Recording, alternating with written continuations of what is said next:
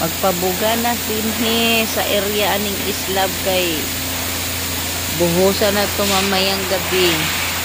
Kaya linisan mo na dito, binugahan niya ng compressor para matanggal yung mga alikabok, yung mga pinagkatingan sa mga pinulik, lalo na dyan sa biga. Maraming mga scrap pa dyan.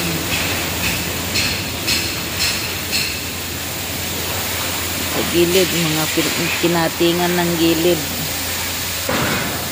para maayos yung dugtungan sa pagbuhos. Bugahan mo na tanggal ang alikabok.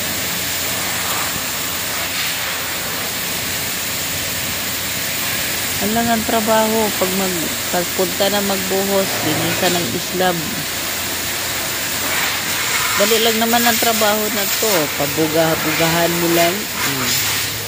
Ayan, putsukan mo dun sa biga ilalim para matanggal yung mga pinangkatingan nilang mga alikabok yung kinain sa paglagari sa pinulik, para malinis ang biga pag magbuhos. Thank you for watching and subscribe. Pindutin yung pula rin.